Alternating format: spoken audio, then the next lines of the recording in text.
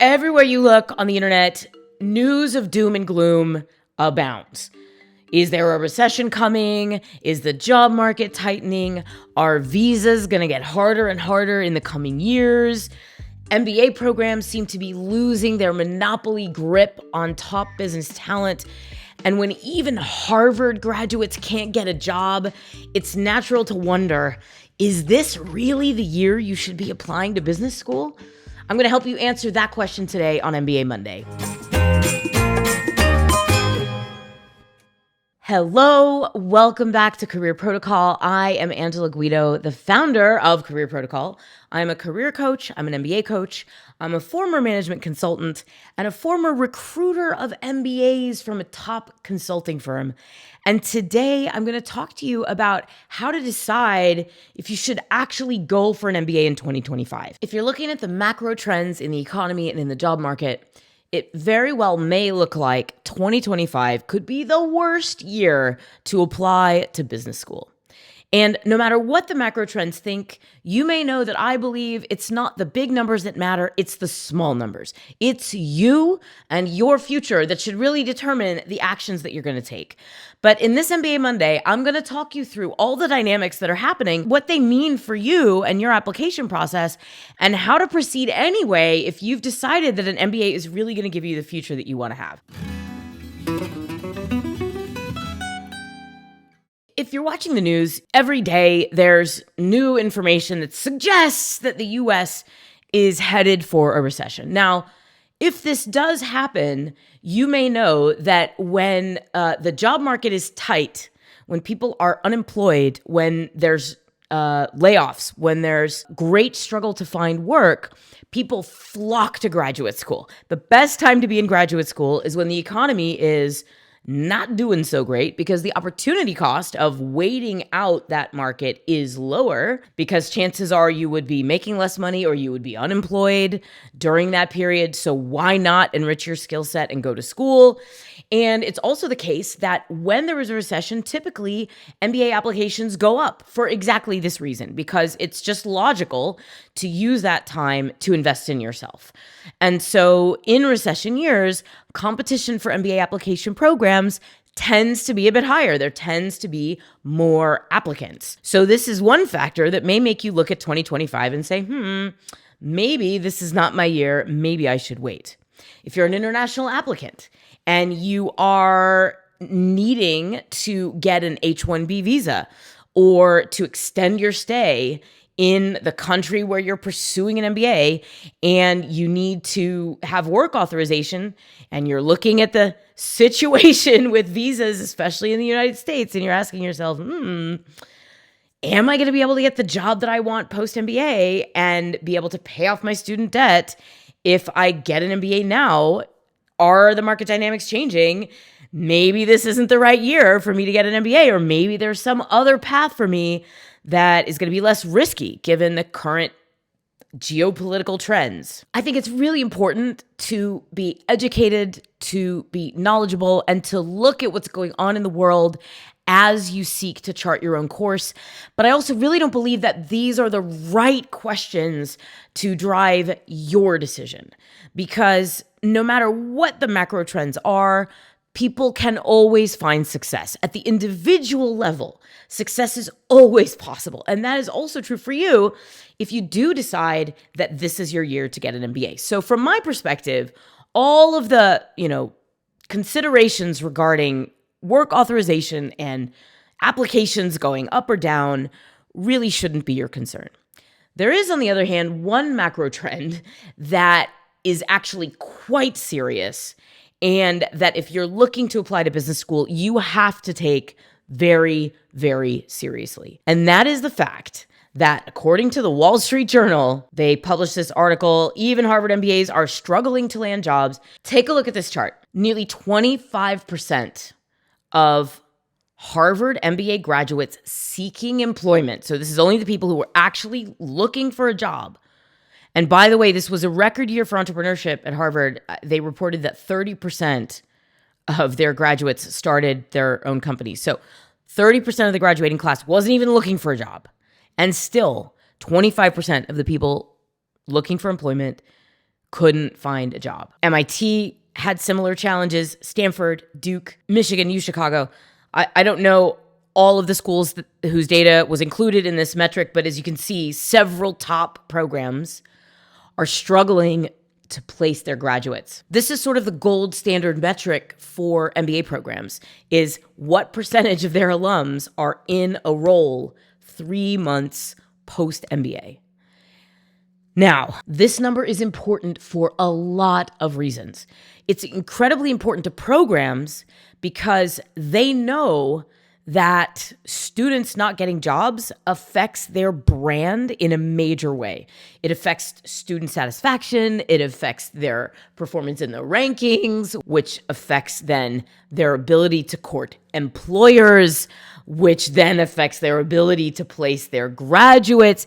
It's really a very vicious cycle. Schools have to really, really care about their placement numbers, because when you can't show that your students can get the very most basic result out of your program, which is a job that they want, then the whole house of cards starts to collapse and people become less and less willing to spend money on your MBA program. So this number is very important to schools.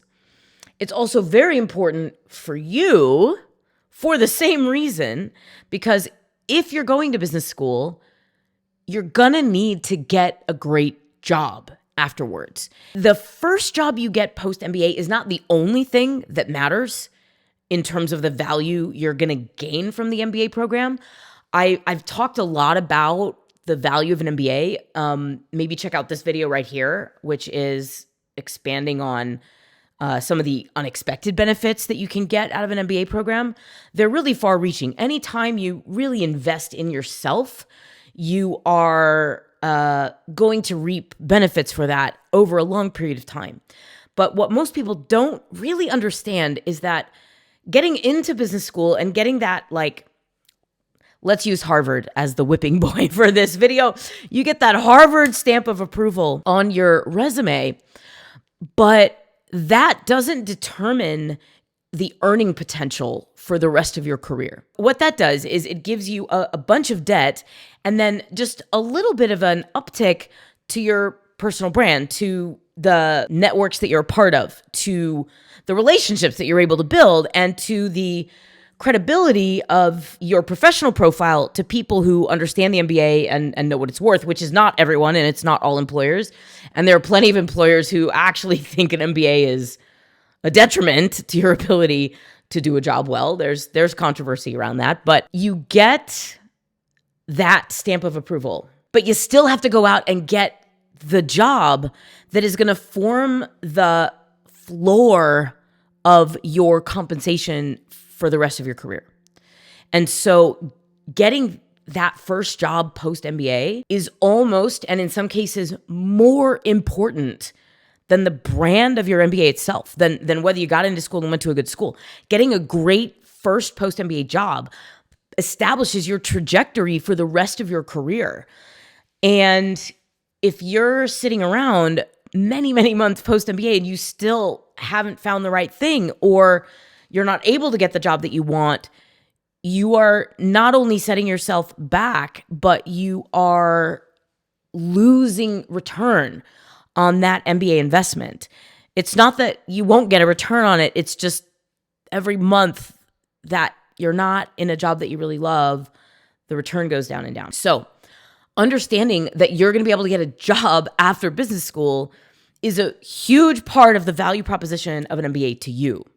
And so if you're looking at these numbers, you would not be blamed for thinking, wow, the MBA is like not worth it anymore. Like, I don't even think I should go and get an MBA. And even though I coach MBA applicants and I help people present the very best version of themselves to business schools so that they can get in and achieve their career dreams through the MBA. If you've been on this channel for any length of time, you know that I don't believe that the MBA is for everyone. And I don't believe that it's a magic wand that can grant any career wish. It is one of many possible pathways to getting what you want in your career. And if it's going to pay off for you, that is ultimately on you. And it's always what I've talked about on this channel. So if you're looking at these numbers and you're worried that 2025 is the wrong year to apply to business school, I want to give you a little ray of hope, a little light beam into this dark cloud of bad news, because I also know that for some of you, you've been planning to go to business school for a very long time. This is part of your life plan. And if that's the case, I don't think you should let macro trends deter you from what you really think is right for you. And for others of you, you're maybe looking at the MBA for the first time. This is maybe like, ooh, I just learned about this MBA thing. This actually could be really cool for me. And even in dark times, that can still be true. I went to business school right after the dot-com bubble burst. That's how old I am. And it was a very difficult time to get a job. And still, a lot of people, most of the people in my MBA program got great jobs. They have great careers. They're really happy with their investment. And that can very much be true for you, even at this time. However, you have to approach it with the right mindset and the right tools. So let me explain what this means in terms of your MBA application in the simplest terms possible. So because of the fact that it is getting harder to get a job after business school, and I'm actually going to make a whole separate video explaining why it is that companies are recruiting fewer MBAs and why it's harder and harder to get a job post-MBA. It's like a whole different set of trends that I have insight into that I'm going to explain to you in a separate video. So subscribe, take a moment to click that subscribe button and be here when I talk about that. But for now, I'm just going to talk through what the fact that it's harder to get an MBA job means for your application this year. I don't know if you saw what happened last year with the Harvard essays. I'm gonna keep picking on Harvard here because why not? I made 2 different videos last year about how Harvard is changing their essay questions. I have one in which I predicted they would change their essay questions. And then I had 2 more talking about how they changed and what that meant for you. And if Harvard is one of the schools you're considering applying to, please go watch both of those videos. You'll find them to be extremely valuable. But what they effectively did is they took this wide open space question where the applicant had the chance to talk about whatever they wanted to talk about in the essay. And they totally changed it to 3 very short essays, one of which actively asks about their vision for their future. So it used to be the case that schools like Harvard and Stanford, they would look at applicants in terms of their potential, and they wouldn't worry so much about the short-term tactics of what you needed to prove about your employability to be a viable candidate for their program, because they had this incredible engine where they knew if you were at Stanford, they were going to be able to help you get placed where you wanted to go.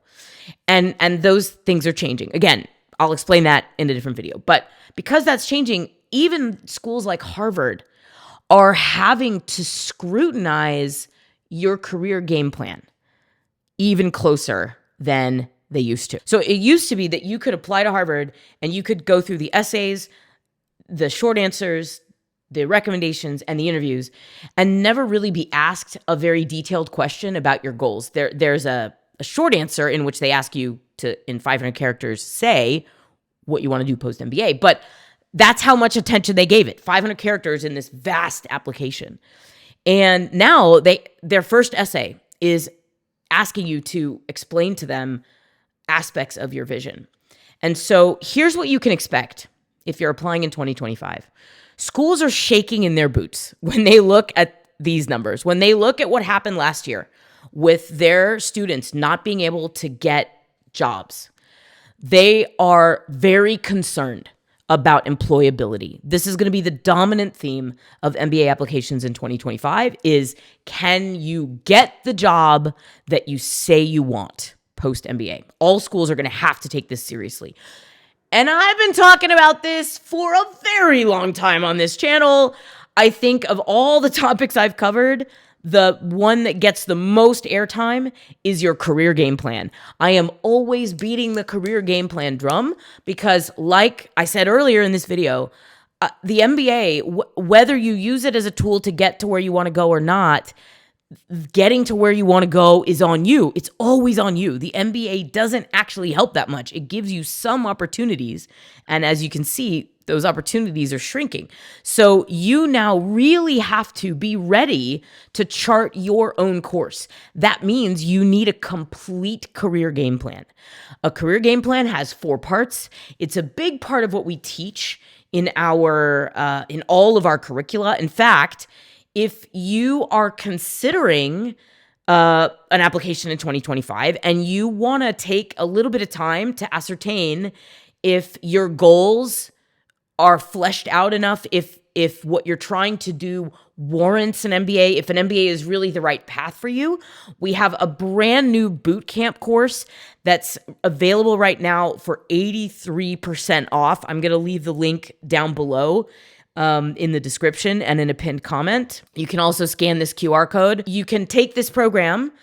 You have a month long to complete it. And it's like me guiding you through all the steps that you need to think through to flesh out your future and then to really make a decision about whether an MBA is right for you or not.